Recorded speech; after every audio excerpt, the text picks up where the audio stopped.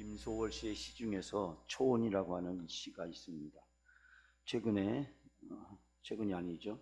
대중 가수가 노래로 불러서도 여러분이 잘 알고 있는 내용입니다. 너무나 잘 알고 있는 내용, 이 시를 여러분에게 다시 한번 제가 읽어드립니다. 산산이 부서진 이름이여, 허공에 헤어진 이름이여, 불러도 주인 없는 이름이여, 부르다가 내가 죽을 이름이여, 심중에 남아있는 말 한마디 끝끝내 마저 하지 못하였구나. 사랑하던 그 사람이여, 사랑하던 그 사람이여, 붉은 해는 서산마루에 걸렸었다. 사슴의 무리도 슬피 운다. 떨어져 나가앉은 산 위에서 나는 그대의 이름을 부르노라. 설움에 겹도록 부르노라. 설움에 겹도록 부르노라. 부리는 소리는 비껴가지만 하늘과 땅 사이에 너무 높구나. 산채로 이 자리에 돌이 되어도 부르다가 내가 죽을 이름이여, 사랑하던 그 사람이여, 사랑하던 그 사람이여. 사랑하는 여러분, 많이 들었던 시죠. 우리가 너무나 잘 알고 있던 내용입니다. 여기서 그 이름은 도대체 누구를 얘기할까요? 사랑하는 님일까요? 그러나 김소월의 여러 가지 정황으로 살펴보았을 때 이 님은 우리의 멸망한 조국, 그러나 언젠가는 광복해야 될 조국을 나타낸 것으로 알려져 있습니다. 일제강점기에 조국의 광복을 기다리며 조국인 님의 부재를 간절히 사모하는 김소월 시인의 구구절절한 마음을 깊이 느낍니다. 한국민족문화 대백과 사전에는 이 시를 이렇게 소개하고 있습니다. 1925년 매문사가 발간한 진달래꽃에 수용되어 있다. 1년 4행씩 전 5연의 형식으로 지닌 시로서 사랑하는 사람의 죽음으로 인하여 슬픔이 격양된 어조로 노래하고 있다. 그래야 자칫 잘못하면 단순히 사랑하는 사람의 죽음을 슬퍼한 넋두리로 보아버릴 수 있는 작품이다. 그러나 결코 그렇게 부정적인 평가로 일관될 작품이 아니다. 우선 초혼이라는 제목이 우리 민족의 전통적인 상례의식의 한 절차인 고복의식에서 왔다는 점을 들 수 있다. 고복의식은 임종 후에 북쪽을 향해 죽은 사람의 이름을 3번 부르는 행위로서 죽은 사람을 재생시키려는 의지를 표현하는 부름의 의식이다. 그러나 결과적으로는 죽음을 확인하는 절차인 것이다. 이렇게 설명하고 있습니다. 이 설명만 보아서 고복의식을 나오는 초혼, 즉 죽은 사람의 이름을 3번 불러서 그 사람이 죽었음을 널리 알리는, 우리 가끔 영화에 보게 되면 왕이 죽으면 그 왕궁의 지붕 위에 올라가서 내시가 왕의 이름을 북쪽을 향해서 부르는 그런 장면을 보신 적이 있으리라고 생각합니다. 저는 이 시를 거꾸로 읽습니다. 이 시의 주제는 물론 님입니다. 그러나 그 님은 지금 여기에 있지 않습니다. 저는 김소월 시인에게 님은 곧 조국이고, 그 조국은 지금 남의 나라에게 멸망을 당하고 있지만 그러나 그 조국이 다시 회복되기를 간절히 기다리는 그 그리움으로 이 시를 지었다라고 생각합니다. 저는 이 시에서 사랑하기에 서럽도록 부르는 그 님은 떠나간 님이 아니라 앞으로 다시 오셔야 될 님입니다. 이것이 저의 이 시의 해석의 가장 중요한 포인트입니다. 사랑하는 님은, 서럽도록 부르는 그 님은 떠나간 님이 아니라 앞으로 다시 오셔야 할 님이라는 것입니다. 저는 이 시에서 지나간 과거의 보냄에 대한 그리움이 아니라, 지나간 과거에 대한 그리움이 아니라 바로 미래에 다가올 회복에 대한 그리움으로 이 시를 읽고 싶습니다. 저는 이 시를 절망으로 읽는 것이 아니라 희망으로 저는 읽고 싶습니다. 끝났다고 해서 다 끝난 것이 아니다 라고 하는 그런 교훈을 저는 이 시에서 느낌을 받습니다. 제가 위임식을 마치고 수양관에 기도하러 다녀왔습니다. 제가 기도하러 다녀왔다고 어떤 목사님한테 말씀을 하니까 그 목사님 저에게 하나님이 무엇이라고 응답하셨습니까? 유임식 끝나고 수양관 가서 기도원 가서 기도하고 오셨는데, 기도원 가서 기도하셨는데 그 기도에 하나님이 무엇이라고 응답하셨습니까? 근데 그 목사님은 제가 무엇을 기도했냐고는 묻지 않으시고 저에게 뭐라고 응답하셨냐라고 물었습니다. 제가 수양관에 가서 수양관을 둘러보니까 그저 몇 개월 사이에, 제가 5월 달에 오지 않았습니까? 5, 6, 7, 8 거의만 3, 4개월, 4개월 정도 지났는데 그 4개월 사이에 수양관이 풀밭으로 변해 있었습니다.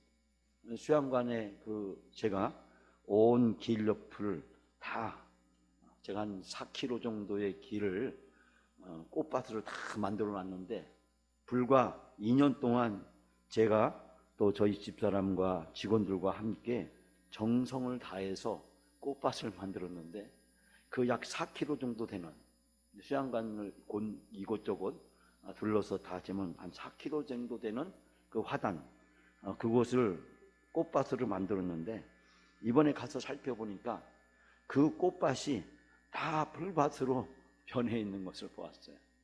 그러면서 제가 여러 가지 생각이 많이 들었습니다. 저는 정성을 다해서 꽃밭을 만들었는데 불과 4개월 만에 그 꽃밭이 풀밭으로 변해져 있는 것을 보면서 사람의 노력으로 세상은 쉽게 변하는 것이 아니다 라고 하는 사실을 발견하게 됐습니다. 즉 진정한 변화는 사람의 힘이나 노력으로 되는 것이 아니라 하나님의 섭리와 능력으로 되는 것이다 라는 것을 느낍니다. 제가 전에 10년 이상 목회했던 교회에서 그 교회를 40억 주고 리모델링하는 일을 맡아서 진행을 했습니다. 교회를 제 나름대로 현대화하기 위해서 최선의 노력을 다했습니다. 영상 예배 시스템을 설치하면서 본당과 그리고 모든 공간을 리모델링을 하고, 그리고 엘리베이터를 설치를 하고, 그리고 100평 되는 카페를 만들고 문화센터를 개설을 하고, 또 강북 열린 경로대학을 만들고 다니엘 영재 비전 스쿨을 만드는 등, 또 주일 사부 예배를 통해서 청년들이 3, 40명 모이던 청년부가 300명으로 부흥하는 그런 놀라운 경험들을 그 교회에서 10년 동안 했습니다. 그때 많은 분들이 저를 찾아오셔서, 특히 장신대 교수님들이 저에게 하는 말씀이 뭐라고 두 가지를 말씀하셨냐면, 이 교회는 김 목사가 담임 목사 같아. 김 목사님은 언제까지 이 교회에 있으려고 마치 이 교회에 영원히 있을 사람처럼 담임 목사처럼 그렇게 행동을 하냐고 저에게 그렇게 말했던 기억이 납니다.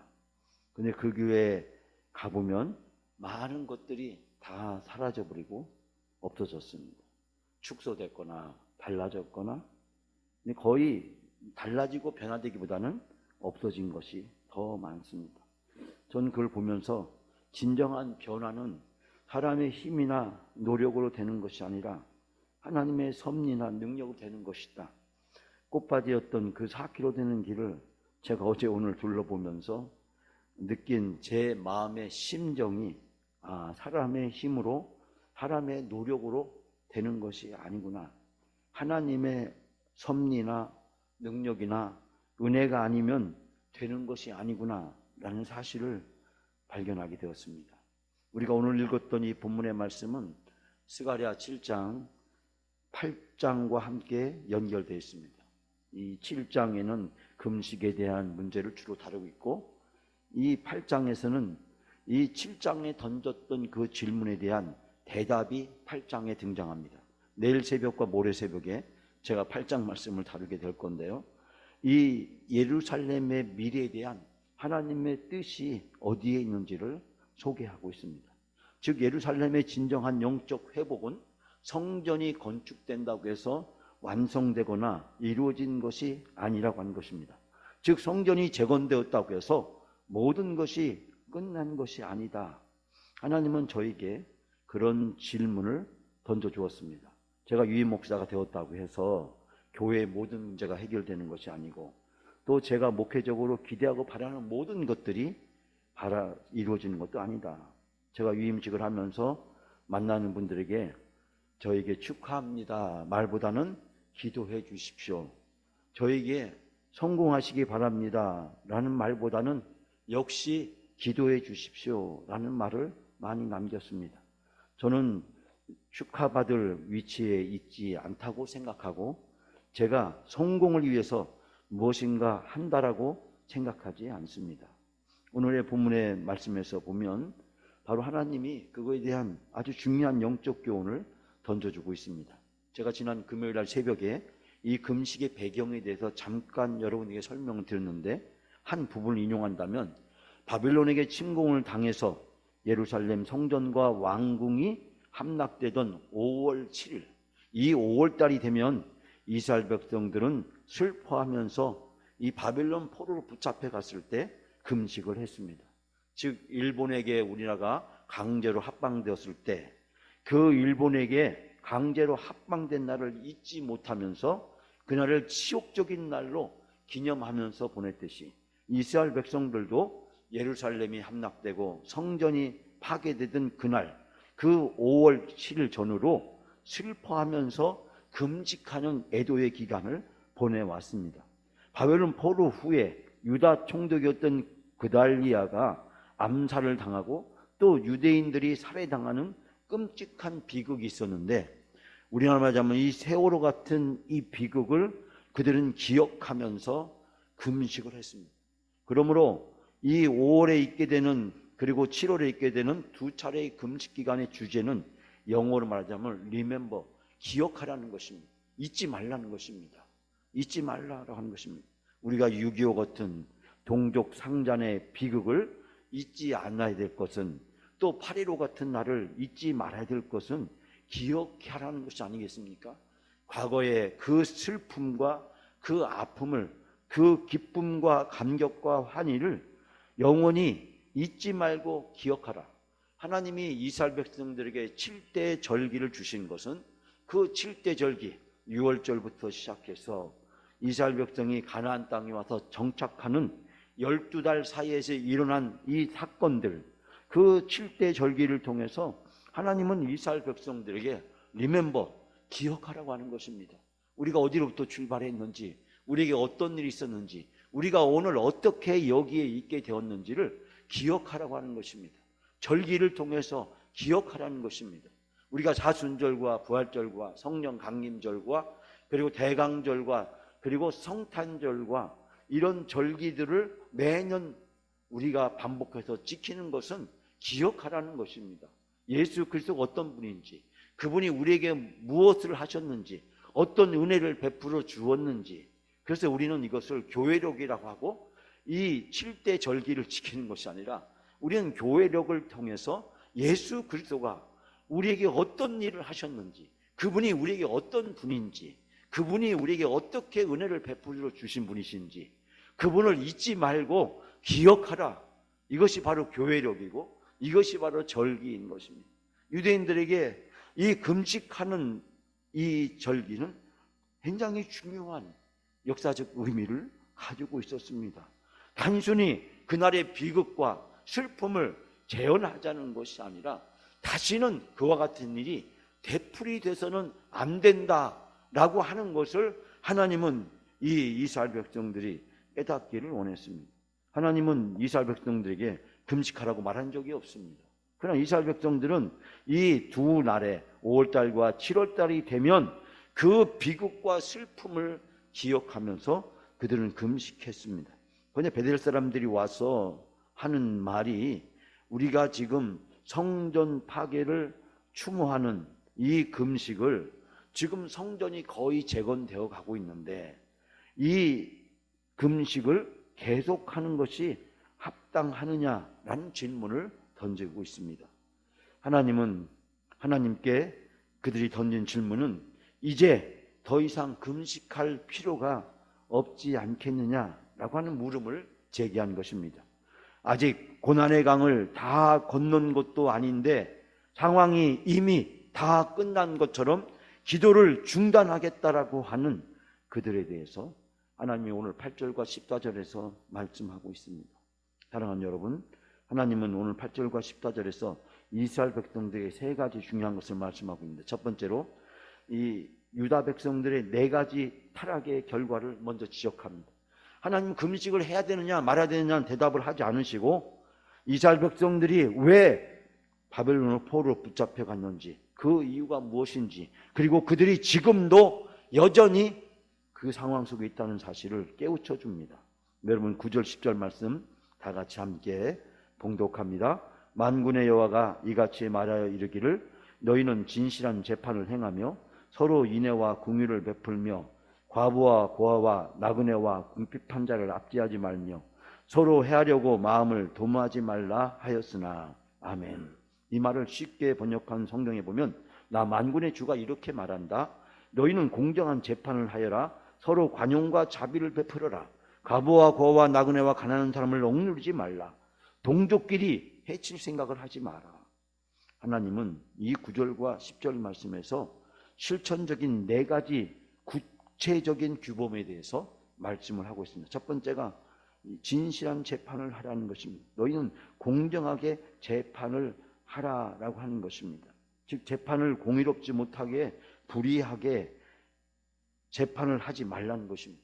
우리가 사회에도 보게 되면, 우리 한국 사회에도 보게 되면 재판이 공정하지 못한 것이 종종 있는 것을 발견하게 됩니다. 구체적인 사건들을 제가 언급하지는 않겠습니다. 그러나 재판이 공정했다라는 것에 대해서 한국에 있는 많은 사람들은 공정하지 못했다라고 하는 느낀 사람들이 더 많이 있는 것을 보게 됩니다. 당시에도 역시 공정한 재판을 하여라는 하나님의 말씀은 이스라엘 백성들이 과연 너희가 정의로운가라는 질문을 던지고 있습니다. 두 번째는 인애와 긍휼을 베풀며 서로 관용과 자비를 베풀어라. 여기서 인애라는 말은 무한한 하나님의 신적인 사랑을 나타내지만 사람들 상호간에 가져야 될 사랑과 신뢰를 이야기하고, 긍휼이라는 것은 모성애적 사랑을 뜻하는 깊은 연민이나 자비를 나타내는 단어입니다. 여기에서 신앙 공동체에 이르러서 백성들이 서로 간에 가져야 될 근본적인 사랑과 신뢰의 내적 관계를 설명해 주고 있습니다. 즉 진실한 재판은 공의, 하나님과 이 사람 사이의 관계를 얘기한다면, 여기에서 인애와 긍휼은 그 하나님을 섬기는 공동체 안에서 서로 상호간에 가져야 될 자세에 대해서 이야기를 하고 있고, 세 번째는 과부를 압제하지 말며 과부와 고아와 나그네와 가난한 사람을 억누르지 말고, 당시에 이 4대 계층의 사람은 가장 소외되고 버림받은 사람들로 간주했습니다. 과부와 고아와 나그네와 가난한 사람들은 율법적으로 늘 돌봐야 되고 은혜와 자비와 긍휼을 베풀어야 될 대상으로 간주되던 사람이었습니다. 사회 구성원 중에서 가장 나약한 사람들에게 어떻게 그들을 대해야 되는지라는 것을 가르쳐주고 있고, 마지막 남을 해하려고 하여 심중에 도모하지 말라. 이 말은 동족끼리 해칠 생각을 하지 마라. 자신의 이기적인 정욕을 충족시키기 위해서 이웃을 해치려는 악한 꾀를 도모하지 말라. 즉 다시 말해서 이 네 가지 실천적인 규범은 하나님과 사람 사이에, 그리고 사람과 사람 사이에, 그리고 사람과 다른 그 사회에 있어서 약자들을 향해서 가져야 될 올바른 태도에 대해서 이야기하고 있습니다. 결론적으로 얘기하면 율법을, 하나님의 말씀을 행하고 실천하라는 것을 이야기를 하고 있습니다. 유다 백성들은 바로 하나님의 말씀을 떠나 있었다라고 하는 통렬한 비판과 지적을 먼저 하고 있습니다. 금식을 해야 됩니까? 말아야 됩니까? 라는 질문에 하나님이 하시는 말씀이 너희는 하나님의 말씀대로 살고 있느냐? 라는 질문을 먼저 하고 있습니다. 그러면서 두 번째로 유다 백성들의 타락한 원인을 11절부터 12절 말씀에 지적을 하고 있습니다. 다 같이 함께 11절, 12절 말씀을 봉독합니다. 그들이 듣기를 싫어하여 등을 돌리며 듣지 않으려고 귀를 막으며 그 마음을 금강석 같이 하여 율법과 만군의 여호와가 그의 영으로 옛 선지자들을 통하여 전한 말을 듣지 아니하였으므로 큰 진노가 만군의 여호와께로부터 나왔도다. 아멘. 그들이 하나님 말씀에 불순종했다는 것입니다. 왜 하나님 말씀대로 살지 않느냐? 그것은 그들이 하나님께 불순종했기 때문에 그 불순종한 모습을 세 가지로 표현합니다. 첫 번째 보니까 뭐라고 합니까? 등을 돌렸다. 두 번째는 듣지 아니하려고 귀를 막았다. 세 번째는 그 마음을 금강석같이 하였다. 여러분, 금강석이 얼마나 단단합니까? 얼마나 굳습니까? 그들의 마음이 얼마나 완악한지, 얼마나 굳어 있는지 말씀하고 있습니다. 등을 돌리고 귀를 막고 금강석같이 단단하게 해서 누구의 말을? 율법과 만군의 여호와가 그의 영으로 선지자를 통해서 전한 말을 듣지 아니하였으므로 진노가 만군의 여호와께로부터 나왔다. 하나님이 예언자를 시켜서 내리신 법과 교훈을 듣지 않았다. 그래서 하나님이 크게 진노하셨다라는 것을 이야기하고 있습니다. 왜 이스라엘 백성들이 타락했느냐? 하나님 말씀에 불순종했기 때문에 그들은 하나님의 말씀을 실천하지 않았다라는 것을 이야기를 하고 있습니다. 그러면서 마지막에 이러한 이스라엘 백성들의 불순종과 그리고 죄악이 무엇을 낳았는지를 우리에게 설명해 주고 있습니다. 불순종은 하나님의 침묵을 낳습니다. 하나님의 침묵은 하나님의 임재가 아닙니다. 하나님의 부재가 아닙니다. 하나님의 부재는 하나님이 계시지 않는 것이고, 하나님의 침묵은 하나님이 계신데 하나님이 말을 하지 아니하시는 겁니다. 하나님이 역사하지 않는 것입니다. 하나님이 행동하지 않는 것입니다. 무엇이 하나님의 부재를 뛰어넘어서 하나님의 침묵을 낳았을까? 하나님의 부재는 하나님이 이곳에 계시지 않기 때문에 하나님의 역사와 은혜를 기대할 수 없습니다. 그러나 이스라엘 백성들은 하나님이 함께 하십니다. 하나님이 계십니다. 근데 그 하나님이 침묵을 지키십니다. 왜 하나님은 침묵을 지켰을까요? 여러분, 13절 14절 다 같이 함께 봉독합니다. 내가 불러도 그들이 듣지 아니한 것처럼 그들이 불러도 내가 듣지 아니하였으리라. 만군의 여호와가 말하노라. 내가 그들을 바람으로 불어 알지 못하던 여러 나라에 흩었느니라. 그 후에 이 땅이 황폐하여 오고 가는 사람이 없었나니 이는 그들이 아름다운 땅을 황폐하게 하였음이니라 하시니라. 아멘. 이 말씀을 공동번역 성경에 보면 이렇게 번역하고 있습니다. 만군의 여호와께서 당신께서 아무리 부르셔도 사람들이 듣지 아니하였으므로, 당신께서 즉 하나님께서 아무리 부르셔도 사람들이 듣지 아니하였으므로, 하나님께서도 사람이 부르셨을 때 듣지 아니하리라. 여러분, 오늘 제가 여러분에게 초원이라는 시를 읽어드렸습니다. 이 초원이라는 시 중에서 우리가 구구절절히 느끼고 발견하는 것은 뭡니까? 아무리 불러도 그 이름이 대답이 없고 그 이름이 더 이상 응답을 기대할 수 없게 되었다는 것입니다. 오늘 본문의 말씀에 이스라엘 백성이 아무리 불러도 하나님이 듣지 않고 하나님이 대답하지 않는다라고 하는 것입니다. 그 이유가 뭐라고 말씀하고 있습니까? 내가 불러도 그들이 듣지 않는 것처럼, 즉 이스라엘 백성이 하나님께 불순종했기 때문에 하나님은 더 이상 이스라엘 백성이 아무리 불러도 아무리 부르짖어도 아무리 통곡해도 아무리 금식해도 그 어떠한 기도와 예배를 드린다고 할지라도 하나님이 더 이상 듣지 않는다. 하나님은 유다 백성들을 바벨론과 아수르를 비롯해 애굽으로부터 여러 나라에 흩으셨고 이 땅은 황폐해서 오고 가는 사람이 없어졌고 이 아름다운 땅은 황폐하게 되었다. 불러도 하나님은 더 이상 듣지 않으시고 응답하지 않는 하나님의 침묵이 이스라엘 백성들에게 나타나게 된 원인은 바로 이스라엘 백성들이 하나님께 불순종했기 때문이다 라고 말씀하고 있습니다. 이러한 불순종과 그 결과인 심판의 징벌을 스가랴 선지자는 이야기하면서 순종과 회개가 동수반되지 않는 신앙적 그 어떠한 예배나 기도는 다 무의미하고 종교적인 그 어떠한 예배나 기도나 찬양의 의식조차도 처참한 징벌뿐이라는 사실을 가르쳐주고 있습니다. 금식의 준수 여부에 대한 사람의 질문에 대해서 하나님은 유다 백성들에게 너희가 정말 믿음이 있는지, 그 믿음을 가지고 너희가 나에게 순종하고 있고 내 말을 듣고 있는지를 먼저 묻고 계십니다. 금식을 해야 됩니까? 말아야 됩니까? 라고 묻자 하나님은 유다 백성들에게 너희가 나를 믿느냐? 너희가 나에 대한 믿음이 있냐? 라는 것을 묻고 계십니다. 지난주 금요일 새벽에 제가 고난의 강을 넘어도 기도의 중단은 없다라는 말씀을 드렸습니다. 그 말씀에 빗대어서 오늘 본문의 말씀을 살펴보면 하나님은 이스라엘 백성들에게 너희가 지금 금식을 중단할 때냐?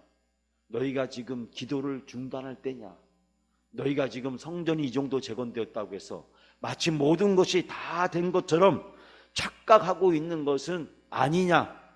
이스라엘 백성들에게 찬물을 확 끼얹으면서 이스라엘 백성들이 깨어서 기도하기를, 온전히 말씀 앞에 서기를 간절히 촉구하고 계신 것을 발견하게 됩니다. 우리가 기도하는 것은 고난의 강이 있기 때문이만이 아닙니다. 우리는 물론 고난의 강이 있기 때문에 또한 기도해야 됩니다. 어려우니까 기도를 시작했지만 그러나 어려움이 끝나도 기도하는 것은 중단해서는 안 됩니다.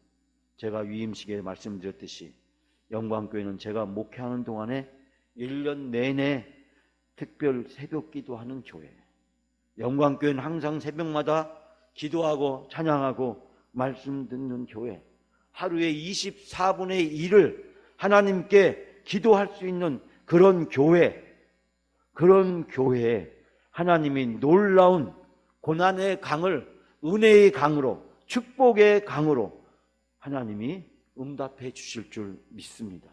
사랑하는 여러분, 기도가 답이고 기도만이 하나님의 부재를, 하나님의 침묵을 뛰어넘어서 하나님이 우리와 함께 하시고 하나님이 우리에게 놀라운 은혜와 축복을 베풀어 주실 줄 믿습니다.